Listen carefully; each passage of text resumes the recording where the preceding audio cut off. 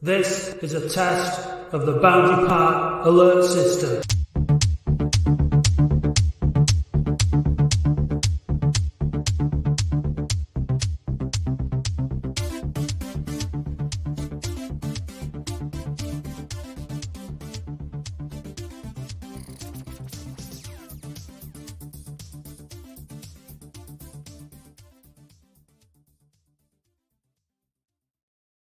Hello. Yeah, hello. Welcome to the Boundary Brag Alert, not the Boundary Brag Alert system. The Latics football phone in. With me and Dave. We've just recorded a look at Latics for Saturday, and the file's gone all corrupted or something, and I can't. We can't. If anyone who knows Audacity or knows how to recover Audacity files, It's please. just something's gone badly wrong, and now we're both really annoyed. We're not annoyed. It's pretty much, it's like Latix's season. It was a great show so far, and it gets to the final stages, and it's not been a great season for that. That shows the right analogy, but yeah, it's been. Anyway, we enjoyed ourselves. We played our music, and we had a laugh, and now it's gone, and never mind. But that's the way it is. So yeah, this is never a truer word been spoken from Graham. It's been a long, hard season. Need a break. Correct. Absolutely. Good evening to everybody who's getting in touch. This says happy Thursday. Oh, you're in the future. No, it's Wednesday. Yeah. Anyway, so it got me my hopes were up there. We've got to talk about Dagenham. Season tickets have been announced. Can I just say condolences to the Buckley family on the loss this week? So the condolences from us at the phone in, and also to Grace Scott, who was a guest on our show, who was a Maidenhead fan, who has just been diagnosed sadly with an issue. We hope you get better soon, and your thoughts are with us from the phone in and all the Boundary Park Alert System team. So, yeah.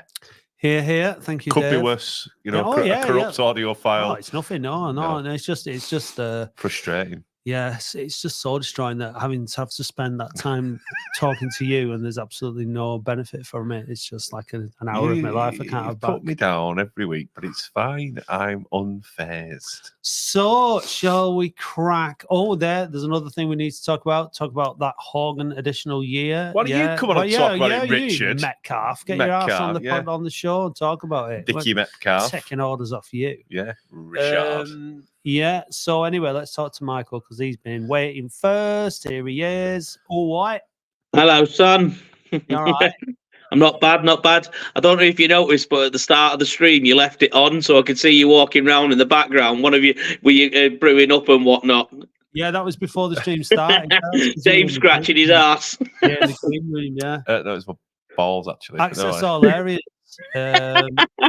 Areas you don't want access to, though, isn't there, Dave? Well, we don't call him Sexy Dave for no reason, do they? Don't call him Sexy Dave. Dave calls himself Sexy Dave, and now everybody's like just call him Sexy Dave. Yeah. There's no reason for it. I don't think you're taking the sexiness very seriously, Matthew, and I think you really need to. No, I don't. I think Creepy Dave is way better. No. Creepy Dave. No. No. Anyway, listen, enough talking about Dave. Yeah. You didn't call in to talk about me or him. Yeah, come on. What did you call in to talk about? So yeah, I mean, I was at the game Saturday, and I've not missed a great deal, and I've not missed a great deal, and I just think everyone needs a spoonful of calm the foot down at the minute. Like I don't think Saturday was really that bad. Yeah, it wasn't a great game, but you know what? It's non-league football, and sometimes you'll get that. And the reason that a lot of these players are capable of playing in League Two and League One, but the reason they're in non-league is they don't do it week in, week out. And you know what? Sometimes you will get this. And am I concerned that we've only won 1 in 8? Massively, but the absolute dog's abuse that they got at the end, and I'll call it abuse. It wasn't just like booing. It was like grown men like gnarling and shouting, and I just thought it was like, saying, oh, well, and then you go on Twitter, and I was reading Twitter on the bus on the way back, and it's like, oh, well, they don't care. And I'm kind of thinking to myself, well, kind of do you blame them when you're kind of getting that at the end of the game? Regardless of how you felt about it, then we've got 6 cup finals now. It's probably not the right end of the season. I've no problem with people booing at the end of the game, but I think it transcended booing on Saturday. I think a lot of it was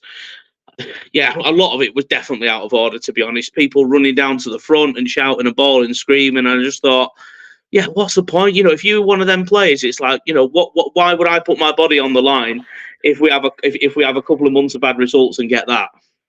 Do you know what I mean? Totally agree. And I think like one of the things that I think that's where we've been coming from, and I've been coming from over the last couple of seasons, is there's a line in terms of like letting people know that you're not happy with the performance, and like you said, abuse, and like, would those people do that if there wasn't the advertising hoardings and the distance and the fact that they know that those players aren't going to come back? And it's not the way you would normally treat anybody. No, you're looking for a smack in the mouth. Do you know what I mean? And do you know what? And I get folk are frustrated. I really do. We've been starved of success. We've not had a promotion in 30 years. But do you know what? Like, not booing them and not doing what a lot of people. I'm not saying it was a majority, but a lot of people did on Saturday, and saying, right, well, I'll give him a bit of a clap and then we'll just leave. Or if you're really not happy, just leave. And they're thinking, shit, right, well, we've proper fucked up. We've proper fucked up here, and we need to book our ideas up. But shouting and bawling and screaming like that's only going to have a negative effect. I genuinely don't see the point in it. It might make people feel better, but probably only temporarily, because they'll go out and and just feel crap on the bus on the way home. Just we've got 6 cup finals now, and regardless of how Friday goes, and regardless of how Monday goes, I still don't think. I think we could probably, as long as we beat Halifax and Altrincham, I genuinely think you'd get away with 4 wins, and we should probably enough. And I think by the time it gets to Oxford and Wealdstone, I think they'll be down, so they'll have very little to play for. When I was looking at the fixtures, and a lot of the teams that Halifax and Altrincham have got to play have something to fight for, either, to make sure that they're safe and whatnot. So even though people would look at our running and think it's probably tougher, I'd probably rather have our running than want some of their run-ins, if you know what I mean, because they've got genuinely something to play for. Whereas I think by the time we get to a lot of our teams, they probably haven't, apart from Halifax and Altrincham. Positive spin. What were you? I mean, 6 cup finals. Can we win? Can we do it though? I mean, we've not exactly lived up to the big occasion so far this season, have we? And I think that I take your point about the Dagenham game. It was just like 2 really average looking sides, kind of not being able to do anything. Well, at this stage in the season, unfortunately, what we're looking for from our team is more than just a bang average non-league performance, because of the importance of what rides on it. So can they put that behind them? And the thing is, Michael, it's just one of these questions, like, can they do that? The answer is yes, they could on Saturday, but can they do it sustained to get those 4 wins? That's the 4 or 5 wins at the last 6 games. They can do it on, next week, but then will they back it up? Because that's been the problem, hasn't it? Yeah, and it's bizarre how you can put in a performance like that against Chesterfield, and then again, I'm not saying put in a performance like that against Dagenham, because it wasn't great, but did I think it was in the top 5 worst performances of the season? Absolutely not. But do I think it's in the top 5 of reactions they've got from fans at the end?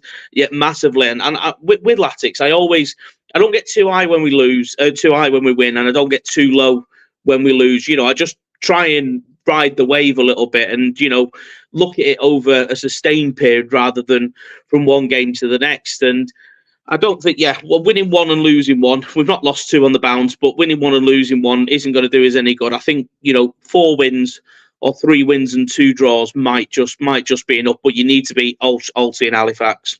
Do you think that you're not concerned that we're just so easy to play against, and we telegraphed everything? Chesterfield has just been the game in March where we actually showed something a bit about us, but every other game has been quite mundane. Bromley was poor. Kidderminster was horrendous. We just look so one-dimensional and just out of ideas, and we're lacking something. But everyone says it's on the players. I think Melon's got to take some responsibility as well. Do you know what I mean? With the tactics and how he's set them up. Yeah, I think you can give him a bit of leeway on that because of it's such. I know it's kind of like almost like a repetitive thing on the pod and on this every week that it's an unbalanced squad. So if in an unbalanced squad, you're not just putting square pegs in round holes. You're putting kind of massively square pegs in really small round holes. So he's limited into maybe how we can set the team up. Like Walker. Bloody hell, I'm 18 stone, and I think I could probably took more people than he took on. And again, on Saturday, and I don't know whether that's just a confidence thing, but again, he come highly rated, and apparently he was a brilliant against Hendon. But I've yet to see him, do a great deal with us. Conlon, amazing first game, but again, don't think I've seen him, do a great deal. But no, I mean, I do kind of agree with you in the point that some of his team selections, I think, have been a bit odd sometimes, but whether that's... He keeps tinkering all the time. Yeah. Tinkers, and you can't get any consistency if you keep doing that. I know. Yeah. But someone said there, he doesn't know his best team, but he's had 23 games. Yeah. He should know it, shouldn't he? And he's an experienced manager, and he's brought in these players and these signings. I think, to have that level of inconsistency of changing the team each week, the players don't know whether they're coming or going. I think there's something there to say that there needs to be a clear message. And if you're tinkering the tactics and tinkering the team everybody, it's gonna cause inconsistent results, isn't it? Mm-hmm. Yeah, true. So, but listen, I'm trying to be positive. I think you'll know more. I do think we'll beat Fylde, and I think it'll be a very, very good, very close game. I think it's probably a game that a mate of mine kind of used a good kind of analogy. Said you've almost got to have two styles of play in this league, in the sense that you've got because of the pitch. You look at Altringham's pitch, and you're not going to be able to play it on the floor. You're going to have to play kind of hoofball, for want of a better word. So maybe it tees up. I thought Fondop was all right when he came on, so maybe that's a game for Fondop, and maybe Garner a little bit later on when Fondop's kind of been his usual kind of bullying menace of a defensive player again, and then maybe save him again for the Halifax game, because again at Halifax you're not going to be able to put the bottle down and play football. You're going to have to play some kind of direct style of play, and I think, is it boring? Yes. Is it more suited to us at the minute? Probably, because if you're trying to play football, it kind of limits your options when you've not got the wider players, if you know what I mean. Well, Jenny makes a good point. She said, I thought we got it right with Mickey Melon, but I'm having my doubts. The team selection and tactics are baffling at times. What are your thoughts on that, Michael? Yeah, again, like what we've just saying, you sometimes Sachdev from Sheffield United.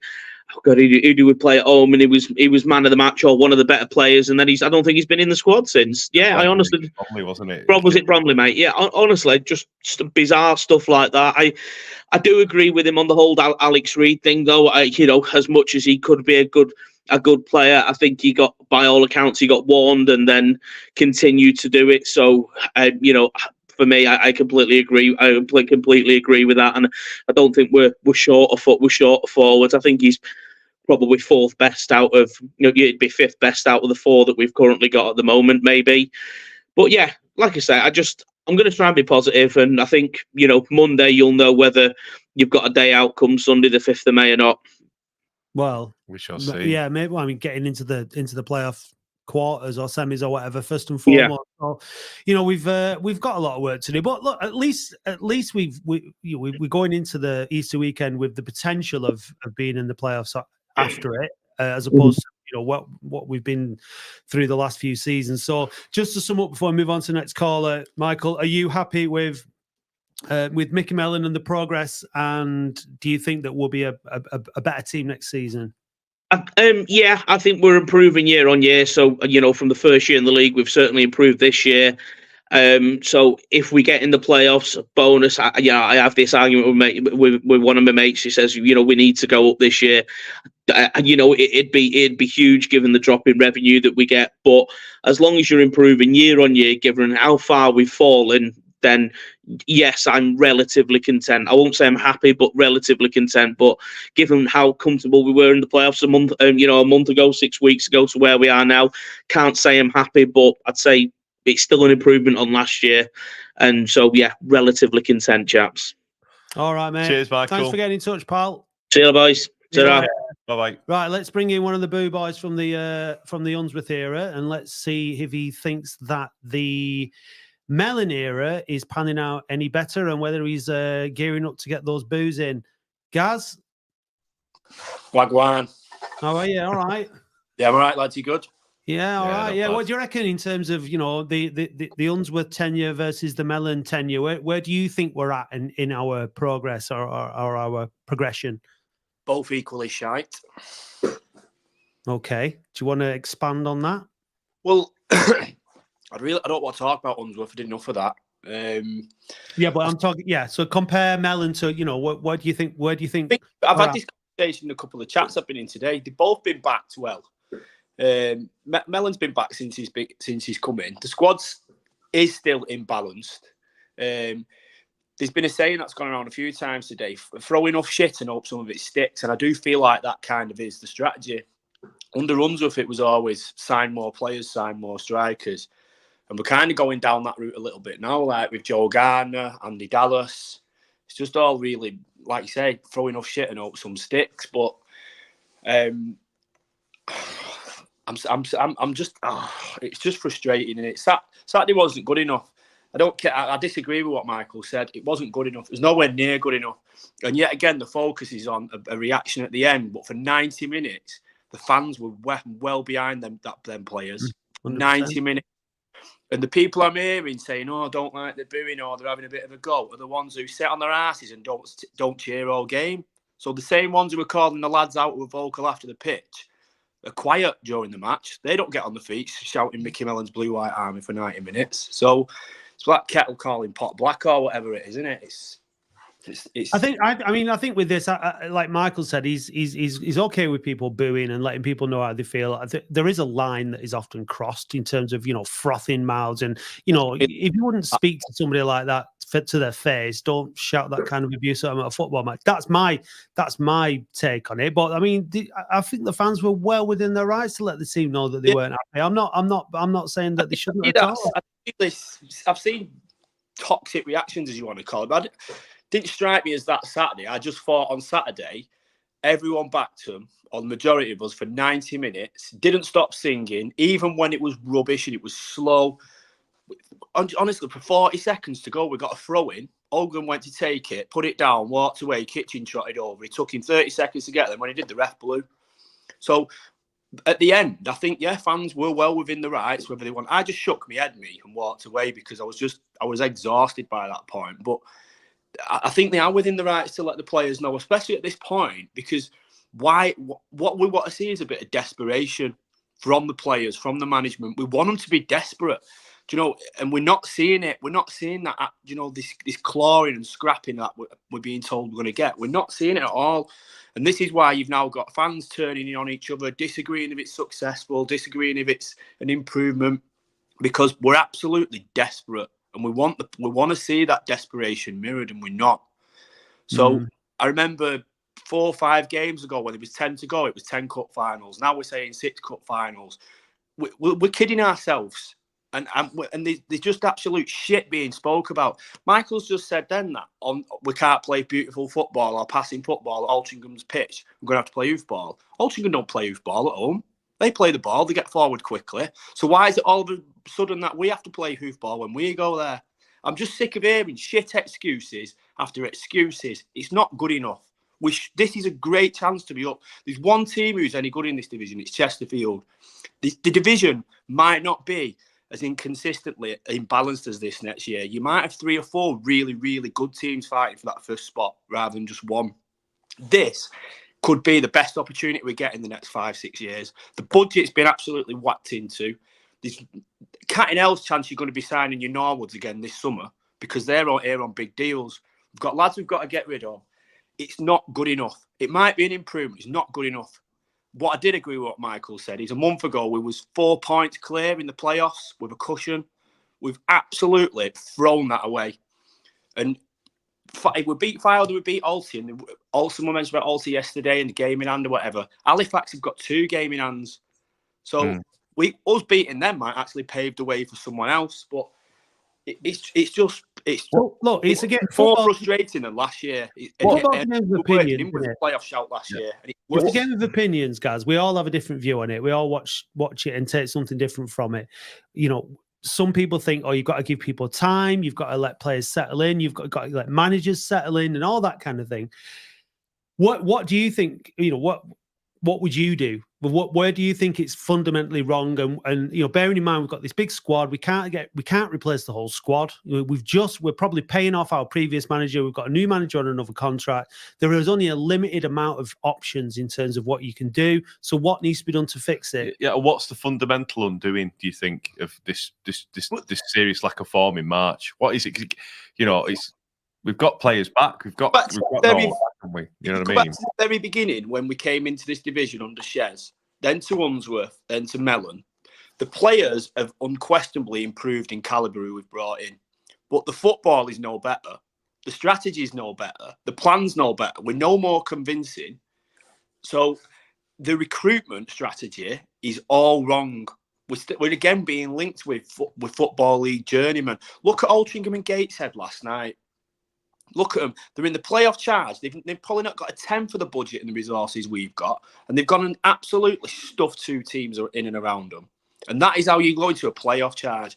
We said this on Saturday on the coach on the way down. No matter where we finish this year, it's going to be our highest finish in God knows how long. And it feels almost like a relegation. We should be buzzing. We should be excited. And we're not. And quite frankly, I just want putting out my misery this weekend because it's the hope that kills you, innit? Look, we're trying to say like week in, week out that all these things, it's kind of, it should be this, it should be that, you know, our expectations, the reality, our hopes, and all these things. Unfortunately, there are clubs in this division that are smaller than us, with smaller fan base, smaller budgets, but they've had a plan in place for a number of years, and that plan is starting to pay off. We started last season with David Unsworth with all these plans that they were going to do A, B, C, D. That's all gone out the window. So now we've had to start again with Melon. Now, if you know, we have to assume that Melon knows more about all this than we do. We have to assume that because he's been there, he's done it, blah blah blah. So we have to assume that come the end of this season, come the summer, that things are going to improve. We also have to take him at his word when he says that he's the things that the team aren't doing, he wants them to do. And and he is as flabbergasted as the rest of us when they do it for spells in one game and then don't do it for the next however many games. So presumably, you know, it's a bit of a mystery for a lot of people involved as to how to get it right. Because it's not, I mean, it's obviously we can't just do that and expect things to change. But to go back to my point, what do you think it is, Gaz? There must be something in your head, like, you know, in your opinion, what has gone wrong? Is it the coaching? Is it the players? Is it imposter syndrome from the players that they don't believe they should be there? Or what is it? Through too many players for that to happen, and some of these players have experienced huge success with Stockport, for example. Norwood's played at a League One playoff final less than 12 months ago, so it can't be that. To me, it's whoever is leading the recruitment and that, you know, the football side of things off the pitch, it's got to be. We've got to start looking in that direction now, because it is fundamentally wrong. There doesn't seem to be a strategy. I don't think Mickey Melon wasn't my first choice, but I think I can understand why we've gone for him, and it's proven. And actually, I don't think you can criticise the board for going for him. I don't think he's here for the long term. Even if he got us up, I don't think he's here for long term because his style of football is not sustainable. It absolutely isn't. And people are saying he's playing this way because we're in balance, but he played this way at Tranmere when they went up. He played this way at Shrewsbury. We knew this is how he played. But it's the same as what we said under Unsworth. If you play this way, you have to win games because fans will get on your back because it's shit. Going to Boundary Park is shit. Going to Dagenham is shit. And we're fed up of shit. Yeah, we are. No, we all are. It's no more. Sorry, it's just like top turging for shy. pleasant for any of us. And it's boring to watch, but if you go up, you'll take it. But it just doesn't look anything of the sort. We said, if it's not going to be pretty, be convincing. But even Saturday, every throw-in, every free kick, we're slowing the game down. We're not urgent. We're not desperate. I'd rather us in that last 30 seconds on Saturday throw everything at it and get it on the break and lose 1-0. But at least we've fucking had a go, haven't we? Do you think there's a... For me, I think sometimes, and like I'm not a football manager, you know what I mean? But I don't think he has a plan B. Do you know what I mean? It's very much a dick-off approach where it's just one way of playing. And if a team comes and presses us, we have nowhere to control it and we have nowhere to change our system. The only time he did it, I've seen him change the system completely, was at Boreham Wood at home. And it sort of paid off for him. But that's about it, really, for me. I think there's a severe issue with the way... The first half of your game, or the first 10 minutes, is what you work for all week in training. So what you start with is your plan, what you've worked on. And very often we start poorly and have to change at half time at least. So we're not getting our preparation right in the very least. So that is on Melon, Brabin and the coaching staff, because that's their job, no matter who they're putting out. So you are seeing reactions in a lot of games under Melon. I think of Solihull away, Boreham Wood, like I've just mentioned, just off the top of my head, where the second halves have been better because we've changed and we're adapted. So that's us reacting in game. But what we're planning for all week isn't working more often than not. So that you know, you can point that to the coaching staff, that bit, absolutely. But I don't know. There's been debate this week over for Fondup and Norwood, haven't they? But and obviously Norwood's a 10 times better player. But Fondup was scoring goals. He's been dropped. We've stopped scoring goals. And Garner's scoring goals as well, weren't he? So at the moment, when they're up against it and they're looking a bit void of confidence, you need the person at the top of your pitch to lead, roll the sleeves up and lead by example. James Norwood against Chesterfield was probably the best individual performance I've seen of one of our players all season. He was outstanding, levels above, beasted the game, was giving rollickings out, and it was what I wanted to see. But he was the complete polar opposite of that last week. But I think if he turns up, the players around him respond. And when you're not getting that, you do need then your Garner and your Fondup, because they're just going to put it in and that rubs off. And if you can't dig each other, Norwood can't dig anyone out when he's not putting it in. So like Saturday, if he's turning around having a whinge, it's because he's having a whinge. It's not that he's demanding more, because he's doing more. So there's just all this conflict all over the pitch of what we need, what we don't need. And Fylde's going to be a horrible game. We've won, 1 in 8? And there's people saying, I think we'll win Friday comfortably. What? Based on what? Well, we just said on our Look at Latics show that we've now lost to the Gremlins. We both said we think we'll lose on Saturday. I thought we'll get beat 2-0, mate. So, because I usually go into it being quite positive, but I all stacks up that we're going to lose. I think I've got the sentiments of you guys that I just want it to be over this season. I've had enough. Well, don't worry, it nearly is. Right, listen, guys, we've got more callers lined up. Thanks for getting in touch, mate. All the best. Cheers, mate. See you later. Let's have a talk to Robin, who's in France. Bonjour. Robin in France. How are you? Nice t-shirt. Lovely. Hey, number 2 I was when I bought that t-shirt. Number 2? Yeah, it was number 2. Who's Mr. B. Owen? I don't know anyone. No idea. The name doesn't ring a bell. It's Jim Bowen. Anyway, look, do things look any better from over the channel or not? Not really. I agree with quite a lot of things guys were saying, and Michael as well. It was it's been pretty dire, and I'm a bit like yourselves. We're playing on Friday, aren't we? We're not playing on Saturday. Yeah, Friday and Monday. Yeah, we're definitely not going to beat on Saturday. Yes, good point. That's a positive way to look at it, Dave. No, we're going to be. The one thing I would say about McMillan is I was watching an interview with him just before the Chesterfield match, and my missus was watching. And she's French, and she doesn't speak a lot of English, and she certainly doesn't understand Mickey Mellon when he's talking. And she just said he looks defeated. He looks absolutely beaten. Now, wasn't Mellon out of the game for a little while before he joined us, and he didn't want to be in it?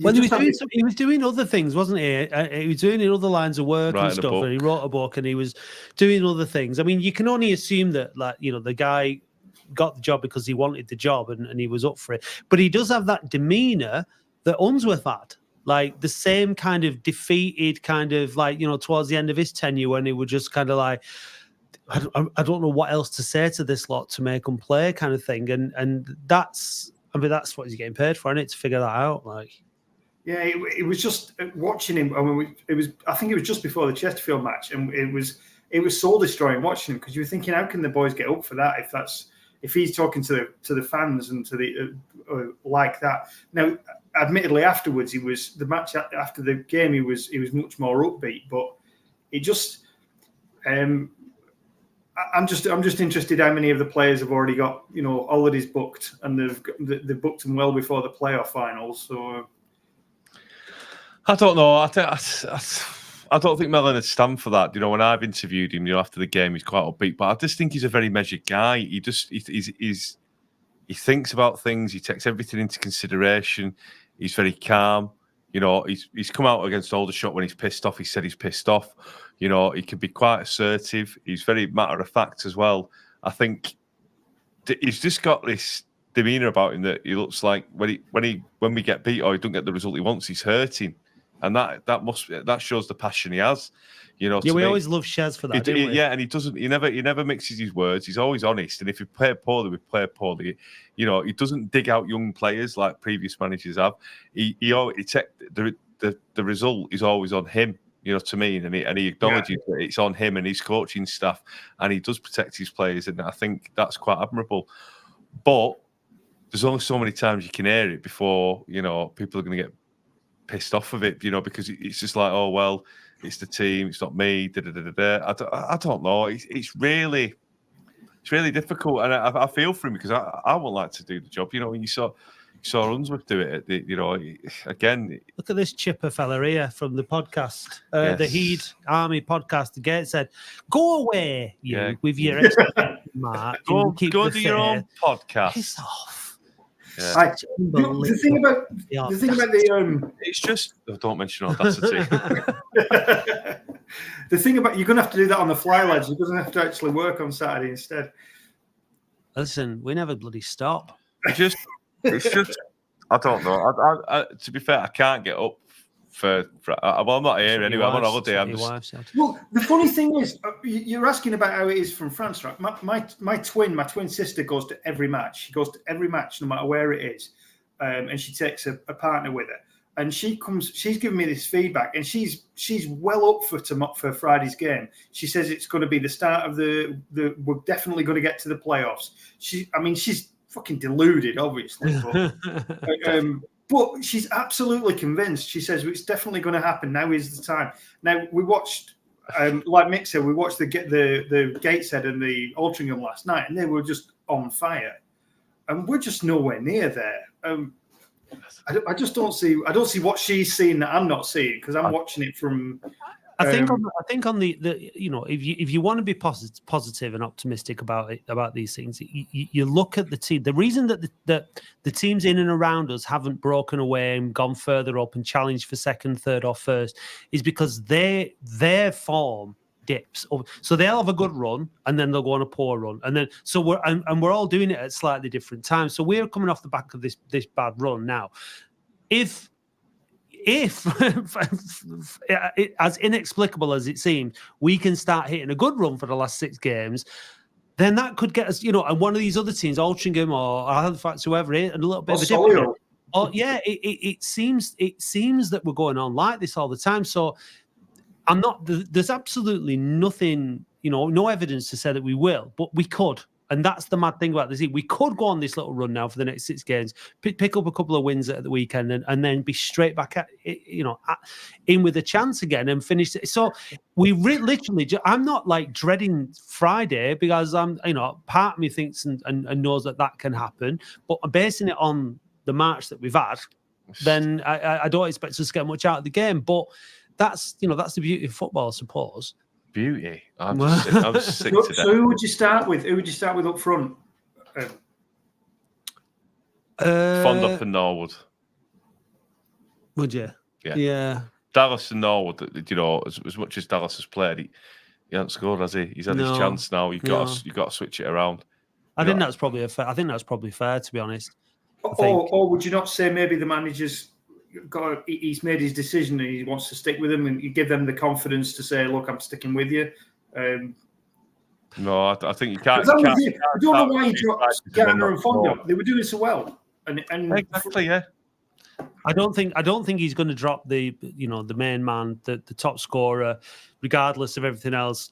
But look, I mean, the thing is when you get to this point where you're in March, 5 games in March, and you've not won, then he's got to do something, and he's got to do it fast. He's got to change it. It's look. I don't think that it's the strikers necessarily that the issue. I think it's the midfield. I think once the midfield.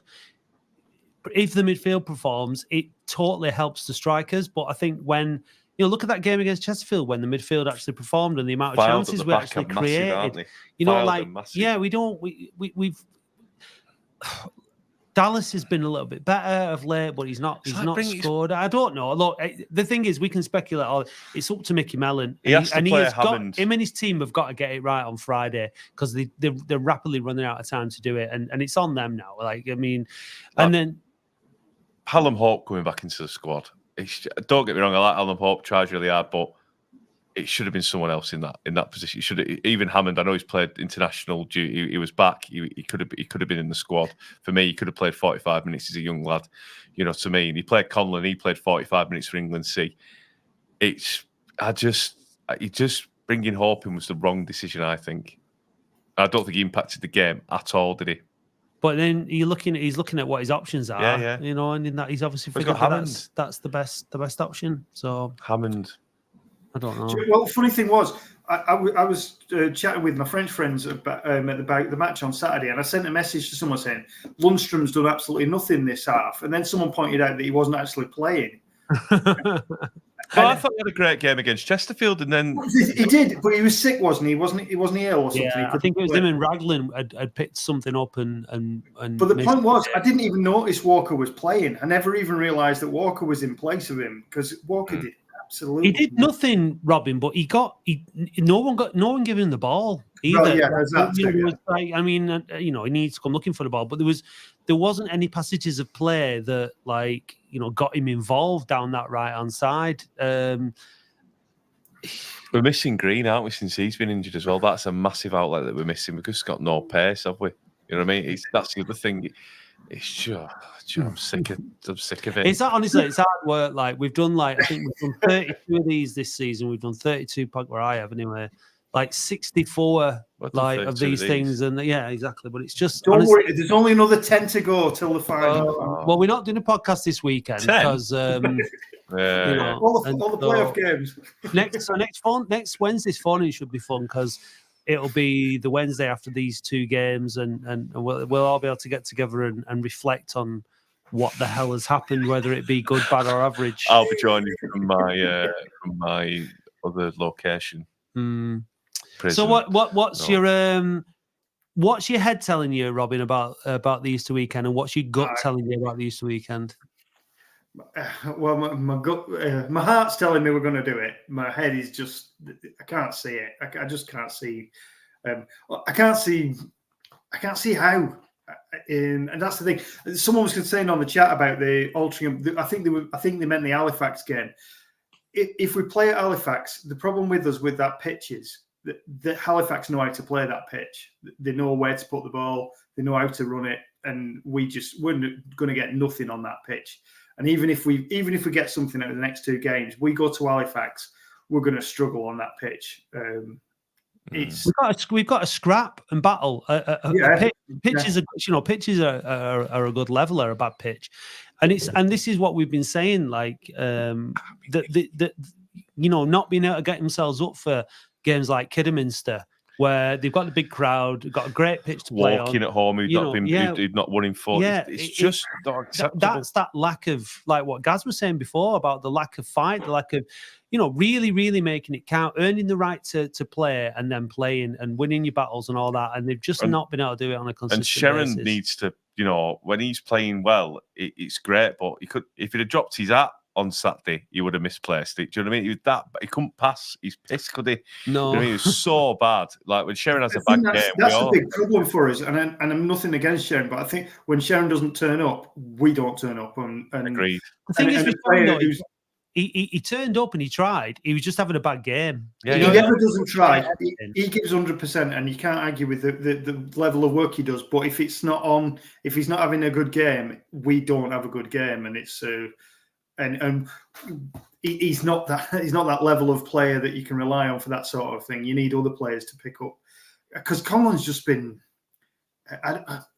It's not a disaster, but it's not what you've been expecting. And Dallas as well. You know, these marquee signings that Melon's brought in. He came with a lot of hype, didn't he, Conlon? He came with a lot of hype, and he's not lived up to it. And that's the worry, isn't it? When you get someone from who's a League One winning captain, League Two winning captain, and for Port Vale, and look very well assured. He had 2 bad injuries, admittedly, but he's not living up to the hype at all, is he? They're going to come into it though. I'm starting to join my twin. We're going to be the next 2 games. We're going to be right up for it. It'll be perfect Latics. They'll just drag it out and make us hope and make us actually think we're going to do something. And they get beat off Oxford City. Exactly. That'll be it. That'll be it. Screw it up.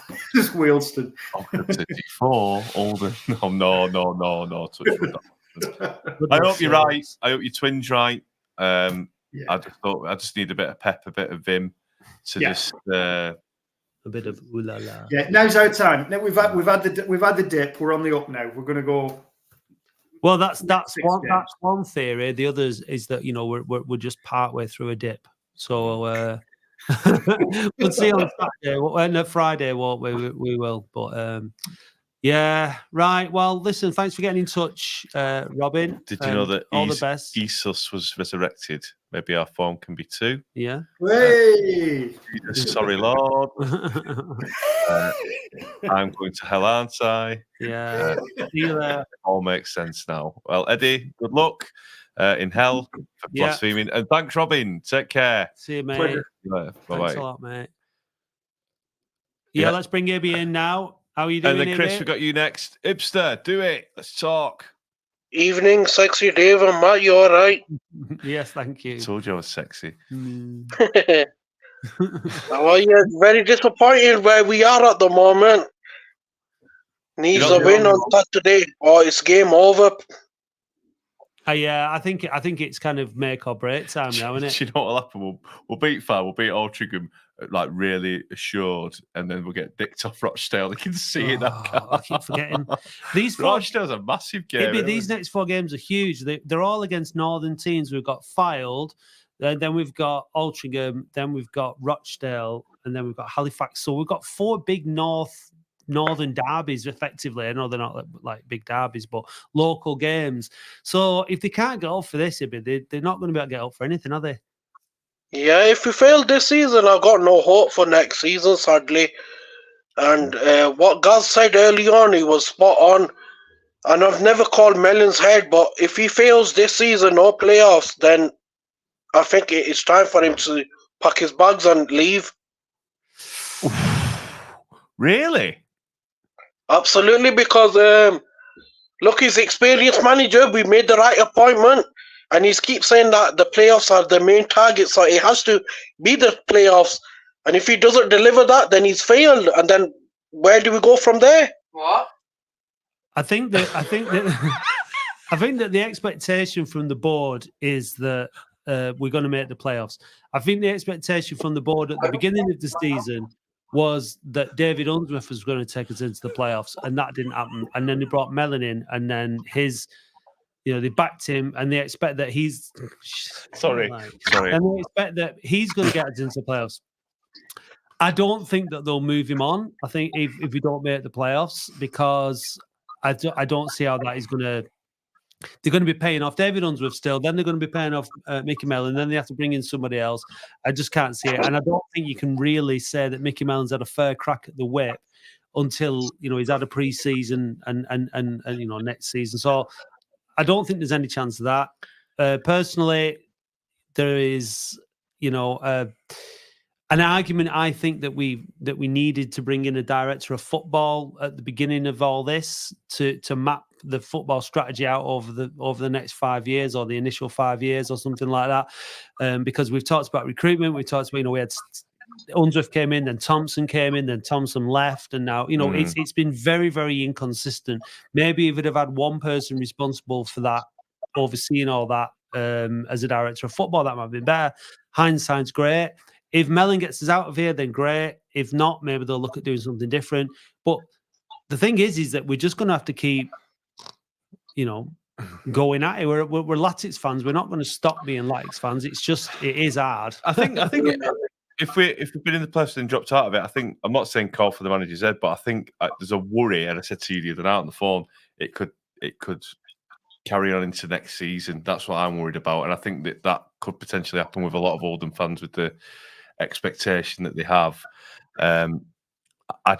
We just need to try and get in the play. We need to get in the playoffs, and if we don't win, we don't win. But I think calling for his head is a bit rash, and I think it's a bit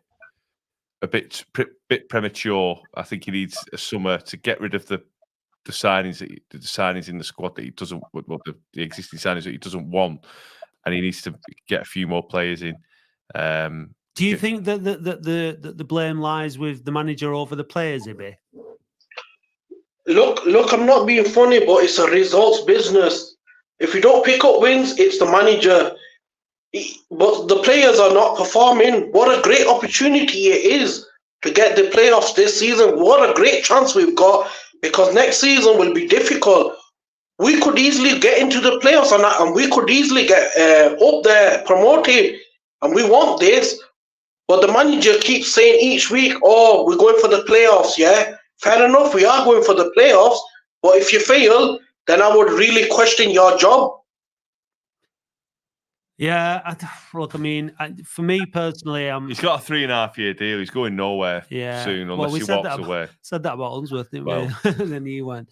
I think football's it's a funny old game and all that, but people do need time to make things happen, and it has been a massive. He's only lost 6 games, hasn't he? Yeah, exactly. I think I'm in the camp that he needs time to turn it around. I think if they fail to make the playoffs this season, collectively, the squad and the manager, have made a balls of it. There's no doubt about it. The position that they were in, but what you have to remember is that sometimes these things help to build teams and they help to build togetherness and they help to build determination.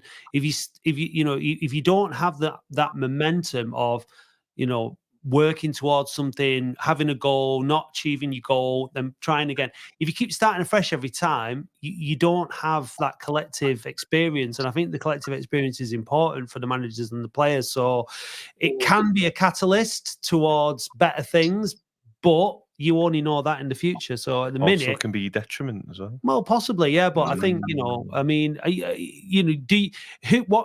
if you get rid of Melon now and you've had 3 managers in the course of the season, then you're looking for another one straight away. Surely it's going to affect the quality of the people that are coming in, because people are going to be looking at it going, hang on a minute, I'm not sure about going there. They're firing everyone every 2 minutes again, and we need to get away from that mentality of getting through managers like Socks. It's just don't get me wrong, but he's a very good manager. Whenever we play bad, he comes out, he's honest, and that's what we like. But come on, guys, he keeps saying the playoffs, and I really do hope we do get the playoffs for his benefit and for the football club, because he has been fully backed. And next season will be very difficult if we don't go up. What a great opportunity, guys, it is for us. What score on Friday and Sunday? Monday? Is it Monday? Yeah, so Friday and Monday. Are we going to win both games, Ibi, do you think? We can beat anybody in our day, which I keep telling you. But there has to be a reaction on Friday. And I'm going for 3-1 result. It won't be easy because they're doing very well. But then on Monday, it's a very tricky game. Are we going to win it or what? Absolutely, guys. We're always positive. Yeah. Yeah. We're just exhausted to be after this a long season. Look, don't get me wrong. Yeah, I'm not against Mickey Melon, but he's a very good manager. He knows what he's doing. He's got promotion, but now he needs to deliver it for us in these last few games, because games are coming and going very thick and fast. And we absolutely need a win on Friday, definitely. Yeah, we do. I'm sure the crowd will be chanting Mickey Melon's Blue and White Army anyway and getting behind the lads. We need the team to come out and not start like they did against Fylde away. Definitely. Cheers, Ibby. Thanks, Thank mate. you. Thanks a lot, guys. Bye-bye. Bye-bye. Right, very patient, Chris. Thanks for waiting, Chris. Hi guys, you okay? Yeah, good, mate. You? Yeah, not bad. I just wanted to say a few things really. So, I mean, I think we talked about like players booing and stuff after. Fans booing and stuff with like booing players after games. And I mean, I think the question I always say is, I just walk away. I never boo players really. Boo the referee half the time, but I just think surely it's obvious for players when they know they've not played well. Do you not think sometimes the players don't know like that they've not played poorly? Do you know what I mean? They're walking off the pitch as defeated and as disappointed as a lot of us, I think. So same with Melon. Like say, Melon looks defeated, but I think Melon looks defeated because I can't blame him. I think he feels what we feel, and I think we've seen that all season. I'd rather that than, I'd rather him be fuming and look pissed off and be annoyed than to sit there and blow smoke up your ass and say, oh yeah, we needed to, if we'd have scored one goal, we'd have, you know what I mean? Like all the Unsworth bullshit. What, like the Hudson great save at home versus Dorking comments? Do you know what I mean? When it clearly went in. Yeah. I think he's, like Matt said earlier, he's very much like Shez, very honest, out on his sleeve. He's a bit, he's just, he's pissed off and we're pissed off, and he wants the best for the club, and you can see that there's something there. But I'm concerned about his tactics. What do you think about that, Chris? Because it just seems to be the same old every week. Eastleigh, okay. Chesterfield, we did all right. Walking, it's like 3 games that you can only stand out and see. Like Rochdale, we were very lucky not to get a pull back to a draw. Do you know what I mean? Because we fell to pieces in that game, didn't we? We were in control and we just went to pieces. So there's obviously something not right. I don't know. I can't put my finger on it, and I don't think anyone can. And it's just frustrating, isn't it? It's like we're like a house of cards, ready to just collapse at any point. I don't know. I think there's so many different reasons. I think like Gaz was on before and he was saying, it's this, it's that, it's this, the other. The reality is it's a combination of everything. Isn't it? We've talked about mentality. The mentality isn't there. There's a load of negativity still at the club. I think culturally wise, fan wise, it feeds down to the club, feeds down to the players. Was it 18 months ago or however long ago it was? We didn't have hot water. Never mind, at the club. Never mind a successful playing, football club who can win promotions. I just think sometimes you've just got to wake up and smell the roses. I think we're shit. We're still shit. We've been shit for as long as I can remember. And look, what do fans expect? I think you talked about it in podcast, expectation versus reality. The reality is we're shit. The expectation is that the expectation at the start of the season is we were going to compete for the title with Chesterfield. Chesterfield have been in this league 5 years, built a squad designed to get out of this league. We've been in there for 18 months and we think we should just go straight up. It isn't. Football doesn't work that you have more money than everyone else. You spend more money than everyone else, and so you get promoted. We've got 32 players in a bloated, underperform. Not even underperforming. I just think they're not good enough. We're still relying on signings made reactionary by Unsworth last season. People talked about like Alex Reid. Don't think he's good enough. Mike Fondop, I love the guy. I think he's got a great entertainment, but I don't think he's good enough. You wouldn't have him in League Two, and that's what you've got to be looking at. You've got to be looking at players that are going to get you out of this league. Would you have them in the league above? And we haven't got. I could name 5 names on a team sheet that you go, yeah, we'd have them in League Two next season. Just seems, yeah, exactly. That comment's bang on there. Strange sense of entitlement, absolutely bang on. He said it on the phone the other night. There's like an arrogance and entitlement, like that Man United of old, where you just expect a God-given right to win everything because because they had won everything. Yeah. But it's a different thing. I think I don't like to think that we are too different to other fans of other clubs, because I don't think we are. I think that football fans are football fans. Within a fan base, you've got different personality sets, different types of characters, different types of people, and they react in different types of ways. And we all want the best, and we all want things to turn around. We're all desperate for it. No one's more desperate than anybody else, and we're all as down as each other when, with everything that's gone on. But it's going to take, like you made some good points there, Chris. It's going to take time to turn all this around and get the momentum going in the right direction. It doesn't just happen in 1 season, 2 seasons, unfortunately, especially when you've lost a manager that the board hoped would be the person to do it in David Unsworth. That didn't happen. So we've had to start again with Mickey Mellon. Mickey Mellon's been saying since day one, we've got a lot of work to do. He's seen what he's got, and he knows he's going to have to make some significant changes to things. And unfortunately, like, season tickets are announced today. Regardless, if you're a fan, you're just going to have to bite the bullet and get on with it. You're either going to buy your season ticket and go next season regardless and hope that things get a little bit better, or you're going to say, you know what, sod it, I'm not going to bother because it's not entertaining enough. And you've got the right to make either decision. I'm going to buy my season ticket and I'm going to go next season. And I'm going to go every season that I'm in Oldham. I'm going to go and I'm going to support it. I'm going to get behind the club. And if we feel that things are being done, at the club, that are wrong, then we'll say so. If we think that things are being done well, then we'll say so. At the minute, I think it's really hard to judge people on their performance, and that's in terms of the board and in terms of the managers, because I think they're at a really, really difficult situation. I think it's easier to put the criticism towards the players, because you can see it's a lot easier to see when they're not doing well, like on Saturday. And then I guess at the end of the day, then the players are the ones that get the brunt of the sort of the anger and the vitriol, which is kind of, again, sort of understandable to a point. But it's just where that anger and vitriol comes from, though. I think that's the thing. I think that's that sense of entitlement that we think we should just go in. Yeah, this league's shite, right? It's absolutely crap. Like, the amount of times we'll play clubs in this, like Dagenham was a perfect example. The game was horrendous, but both sides were horrendous. But I think that's our level at the minute. Like, that's why we are where we are. That's why we're in this league, is because we've been historically crap. And so we've turned the corner, in the sense that we've got an owner who Oldham through and through. He's going to put his money where his mouth is. The budget isn't unlimited. Do you know what I mean? I think people saying Melon's been backed and he's had the full strength of the budget. He hasn't, because he's had half of Unsworth's crap to deal with. We signed six of the 32 players that currently were registered to play. 6 of them are signed by Melon, and even some of them are players that he's brought in probably because he thought, I need something. I need a player because I need something, because it's not working. If we're going to get in the playoffs, I need something. And so he's not got an unlimited budget. He's not been able to go out and go, I want that player, and I've got the time to go and, chase them and look after them. I think the only player you could really say he's done that with is Tom Conlon.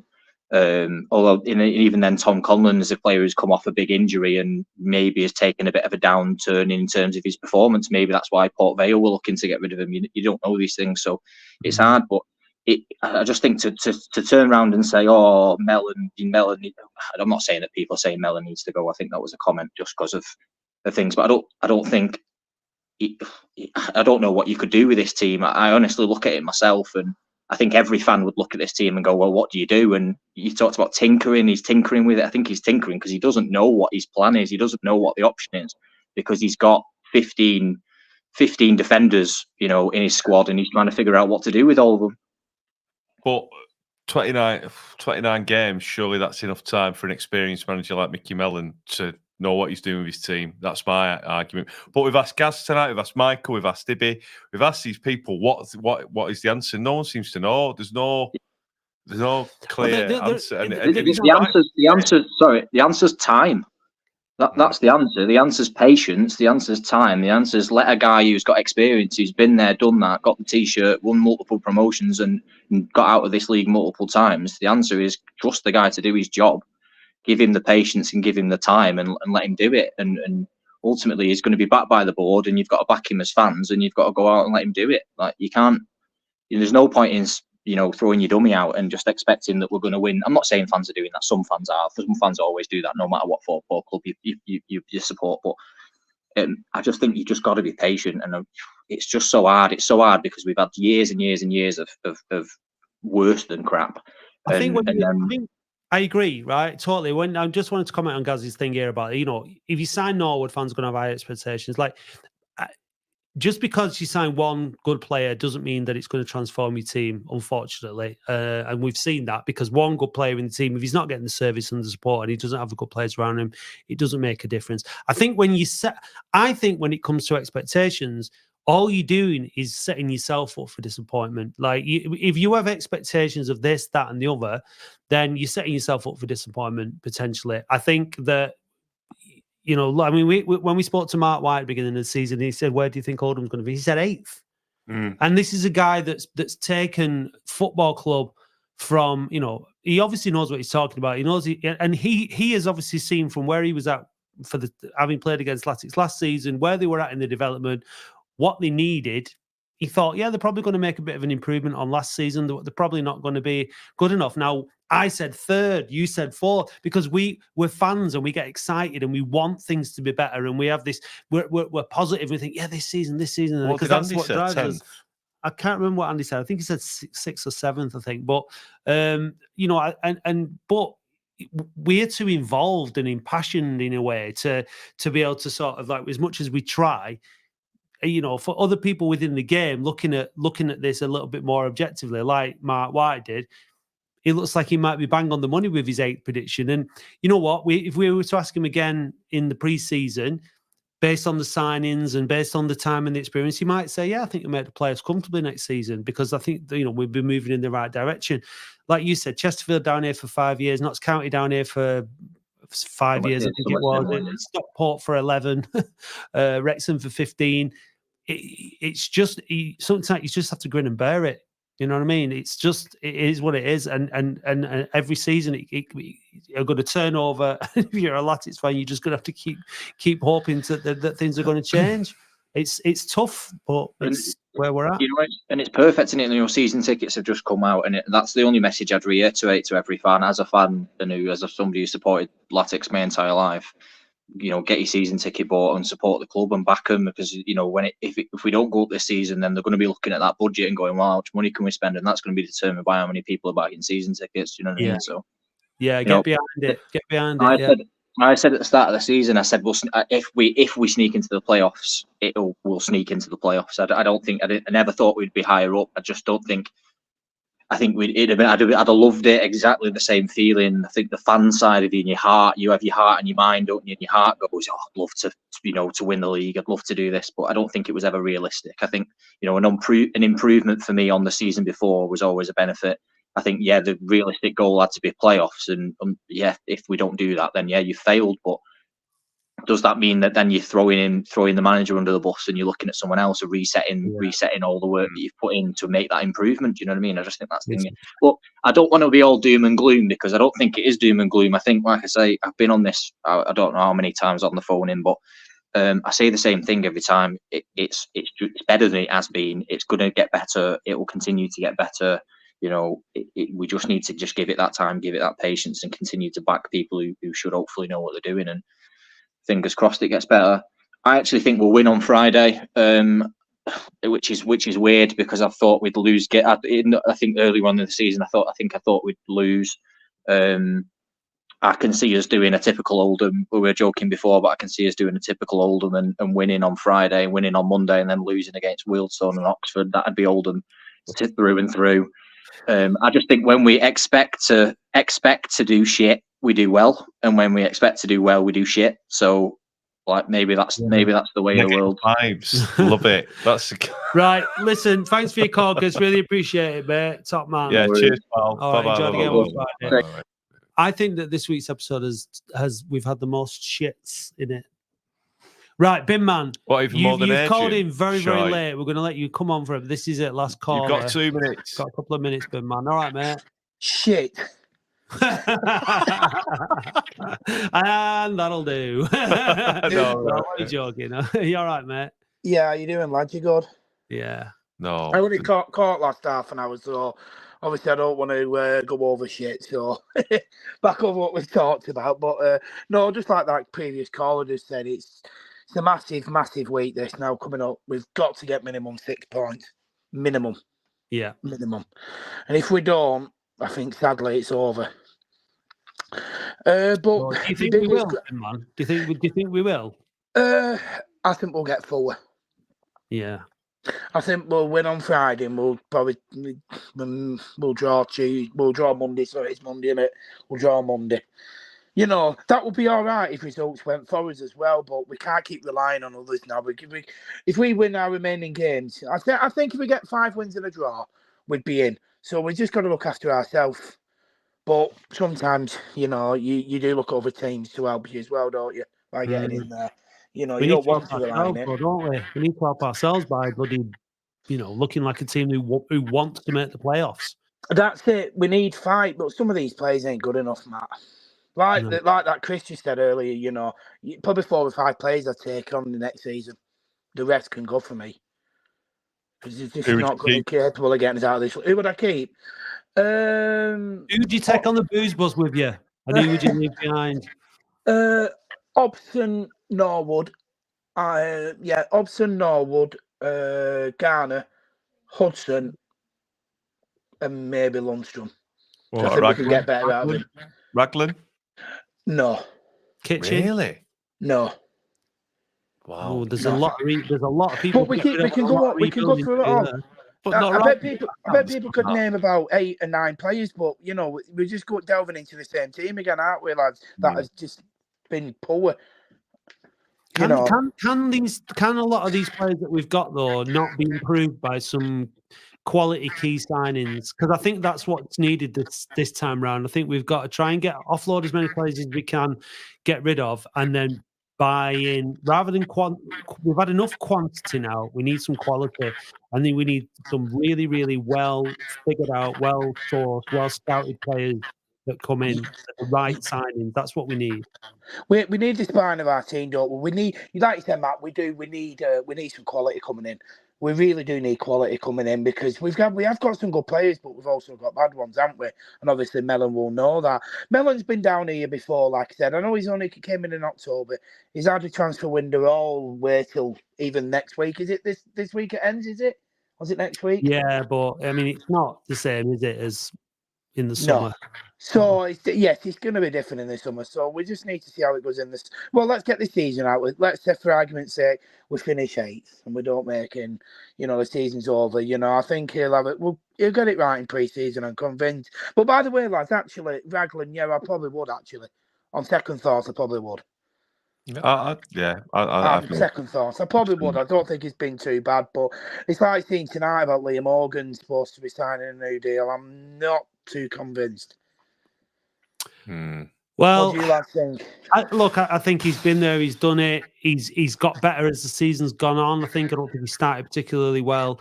I think we need to. I think that there is a need for some consistency in that team next season, and I think we're going to struggle to replace as many players as maybe some of our fans would like.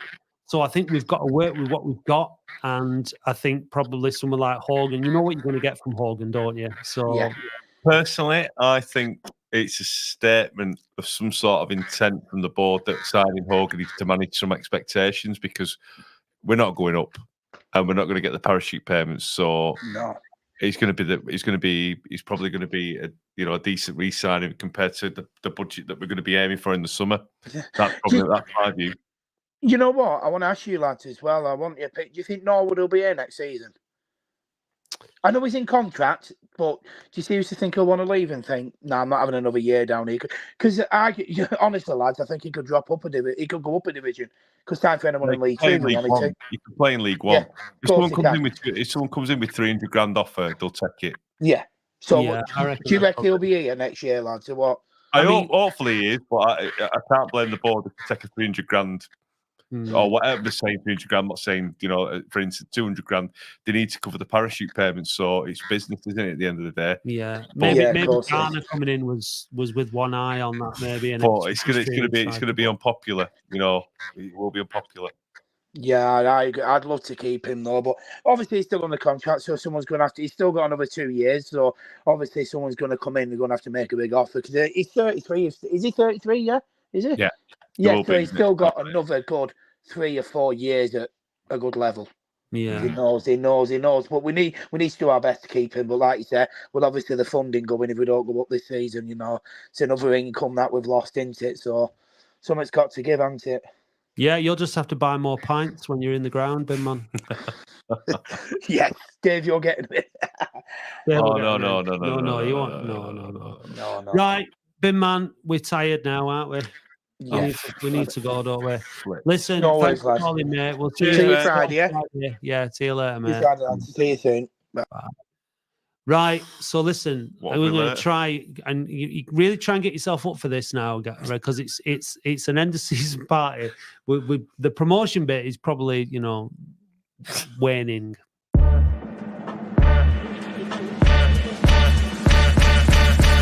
On Saturday, 18th of May, we proudly present Trophy Chess. The second annual Boundary Park Alert System Awards and end of season party. At last year's event, we presented Big Mark Fondup with his Goal of the Season award and Joe Yardy with his Player of the Year award. But who will win these coveted awards this year? Make sure you're there at the Cotton Rooms in Oldham at what Sexy Dave describes as a potentially star-studded potential promotion event. with music from fantastic live band The Rays, the Latics Mine Final, interactive games, varying quality prizes, and all the usual nonsense. Last year's event sold out, so grab your tickets now from ofcpodcast.co.uk/shop to avoid disappointment. Tickets cost just £20, and this includes a very tasty pie supper. Don't miss Trophy Chess! Yeah, it'd be good, won't it, Dave? Brilliant. Yeah. Hey, Alright. Latics, brilliant. Yeah, it is for Oldham. Oh, Oldham, brilliant. That sounds you know. shit. Yeah, it No, is. yeah, it's great. It hopes to get down, get beat, then we win again, and everyone's brilliant, and it's sad. Brilliant. Bye.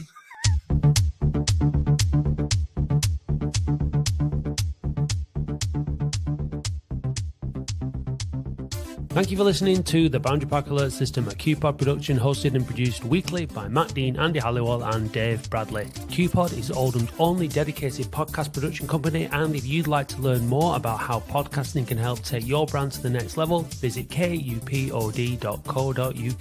A huge thank you goes to all those people who subscribe to the podcast on Spotify. We really appreciate you all. Please visit ofcpodcast.co.uk and click Be a Supporter or find the link in the show notes if you'd like to help us fund the show. It's only $2.99 per month to subscribe, but if you'd rather make a one-off donation, please visit buymeacoffee.com/OAFC podcast or click the link on our website. Don't miss the Latics Football Phone In every Wednesday live from 8:30pm. Please visit youtube.com/@OAFC podcast and do hit subscribe while you are there. You can also follow and interact with us on Facebook, Twitter, Instagram and TikTok @OAFC podcast. Big thanks go to Eileen Finnegan for writing our excellent weekly blog, which we encourage you to read on our website every Saturday morning, and also to Paul Prendergast for providing us with all the Latics Mind questions. The title music for the show is by Manchester DJ and producer Starion, and for more information visit bandcamp.com/Red Laser Records. If you'd like to be a guest or contribute to the show, we would love to hear from you. Until then, see you next time.